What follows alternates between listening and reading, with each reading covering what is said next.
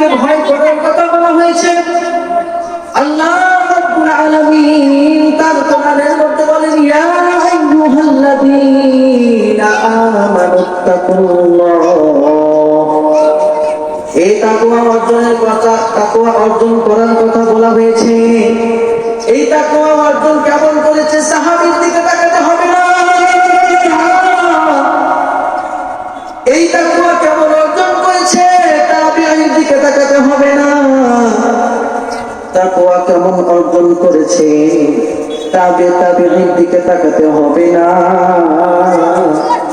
আমার থেকে নিয়ে 100 বছর 200 বছর একটু পিছনে গেলে আমাদের আকাবের হযরত উলামায়ে কেরামের দিকে তাকালে দেখা যায় ভারতের মধ্যে তাকান, এখনো দিল্লির মধ্যে কুতুব মিনার দাঁড়িয়ে আছে। দিল্লির মধ্যে কুতুবউদ্দিন বখতিয়ার, আল্লামা কুতুবউদ্দিন বখতিয়ার কাকি রাহমাতুল্লাহি আলাইহি, দিল্লির প্রেসিডেন্ট, দিল্লির বাদশা, তাকওয়া কেমন অর্জন করেছে দেখুন। তিনি মৃত্যুর পূর্বে ওসিয়ত করে গেলেন, ও আমার শাগির্দগণ তোমরা শোনো, আমি যখন মারা যাব আমার জানাজা যেন সাধারণ কোন ব্যক্তি যেন না পড়ায়। প্রশ্ন করলো কেন? তাহলে কে পড়াবে? আল্লামা কুতুবউদ্দিন বখতিয়ার কাকি রাহমাতুল্লাহি আলাইহি বলেন, আমার জানাজা একমাত্র সেই ব্যক্তি পড়াবে যার জীবনে একটা বড় তাহাজ্জুদের নামাজ কাজা হয় নাই। আমার জানাজার নামাজ ওই ব্যক্তি পড়াইবে। আমার জানাজার নামাজ ওই ব্যক্তি পড়াইবে যার আসরের নামাজ কখনো কাজা হয় নাই। আমার জানাজার নামাজ ওই ব্যক্তি পড়াইবে যার জীবনে কখনো কবিরা গুনাহ হয় নাই। এই মহাসত্তপুরের মানুষ, আজকে তোমার আমার মধ্যে কবিরা গুনাহে ভরপুর। রাসূল সাল্লাল্লাহু আলাইহি ওয়াসাল্লাম তিনি মাসুম ছিলেন। পূর্ববর্তীতে যত পয়গম্বর আলাইহিস সালাম ছিলেন তারাও মাসুম ছিলেন। রাসূল বলেন, যদি কোনো ব্যক্তি কবিরা গুনাহ থেকে নিজেকে হেফাজত করলো, যদি কোনো ব্যক্তি নিজেকে কবিরা গুনাহ থেকে হেফাজত করলো, সে সাথে সাথে পয়গম্বরদের, আল্লাহর ওলিদের, আল্লাহর নবীদের অন্তর্ভুক্ত হয়ে যাবে। আল্লামা কুতুবউদ্দিন বলেন, যার জীবনে একটা কবিরা গুনাহ হয় নাই সে যেন আমার জানাজার নামাজ পড়ায়। 4 নম্বর শর্ত, ওই ব্যক্তি যার চোখের হেফাজত ছিল, যার দ্বারা চোখের কখনো গুনাহ হয় নাই, ওই ব্যক্তিরা যেন আমার জানাজার নামাজ পড়ায়। হ্যাঁ, একদিন কিছুদিন পরে আল্লামা কুতুবউদ্দিন বখতিয়ার কাকি রাহমাতুল্লাহি আলাইহি আল্লাহর সাথে সাক্ষাৎ করার জন্য আল্লাহর সান্নিধ্যে দুনিয়া থেকে পরলোকগমন করে চলে গেলেন। কিন্তু আফসোস, জানাজা পড়াইবে কি? লক্ষ লক্ষ মানুষ উপস্থিত।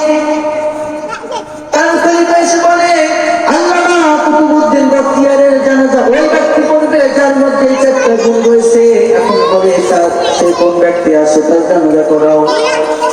সমস্ত মানুষগুলো মাথা নিচ দিকে, কেউ কোনো কথা বলে না। কে জানাজার নামাজ পড়াইবে তার জীবনে কখনো গুনাহ হয় নাই? কে কখনো তাহাজ্জুদ নামাজ জীবনেও ছাড়ে নাই? আসরের নামাজ কার কাজা হয় নাই? কার চোখের গুনাহ হয় নাই? সবাইকে যখন বলা হয় সবাই মাথা নিচু করে বসে থাকে, কেউ জানাজা পড়ানোর জন্য সামনে আসে না। হ্যাঁ, হঠাৎ করে নামাজ এখন পড়াইবে কে? কেউ তার বুকে হাত দিয়ে বলতে পারে না যে আমি সামনে যাব। ঠিক সেই মুহূর্তে একটা ব্যক্তি দাঁড়াই গেলেন, আমার ভাই কুতুবউদ্দিন বখতিয়ারের জানাজা ছাড়া দাফন করা যাবে না। গেলেন সুলতান শামসুদ্দিন আলতামাস রাহমাতুল্লাহি আলাইহি, সেই ব্যক্তিটি দাঁড়িয়ে গেলেন। দাঁড়িয়ে গিয়ে বললেন, জানাজার কাছে গিয়ে বললেন, ভাই কুতুবউদ্দিন বখতিয়ার, তুমি কেন আমার আমলের বিষয়টাকে জাহির করে দিলা? আমি তো শুধু আল্লাহ তাআলার পক্ষ থেকে জান্নাত নেওয়ার জন্য, আমি শুধু আল্লাহর ভয়ের জন্য, আর কাউকে না। ইয়া আইয়ুহাল্লাযীনা কথা রূপে আমল করার জন্য শুধুমাত্র গোপনে গোপনে ইবাদত করেছি।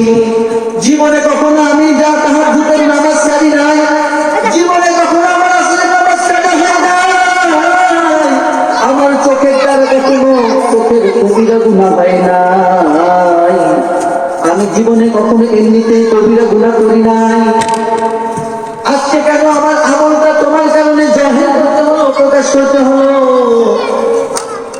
ও কুতুবউদ্দিন বখতিয়ার ভাই, তোমার দোকানে একটা চুমু দিয়া বলে যায়, আমার আমলটা যেহেতু জহির হয়ে গেল, জানি না আমি আল্লাহ তাআলার সামনে কি মুখ নিয়ে দাঁড়াবো, কিন্তু তোমার কাছে বলি রে ভাই, হাসরের ময়দানে যখন আমার রব্বুল আলামিন আমাকে তুলবেন, আমাকে বলবেন, এই সুলতান শামসুদ্দিন, তুমি কেন তোমার আমলকে প্রকাশ করেছিলে?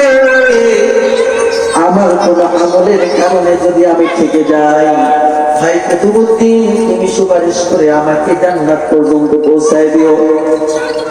এ মহেশপুরের মানুষ, দেখো তার আমলনামা কেমন ছিল, তাদের আমলনামা কেমন ছিল, তাদের আমলনামার দিকে, তাদের তাকওয়ার দিকে তাকাইলে আমার আপনার হুঁশটা উড়ে যায়, আমার আপনার শিক্ষণীয় বিষয় হয়ে যায়। এই জন্য কবি বলেন, हम मुसलमान हैं, हम मुसलमान हैं, मगर हमें मुसलमानी नहीं है, हम ईमान हैं, हम ईमान हैं, मगर हमें ईमानी नहीं है।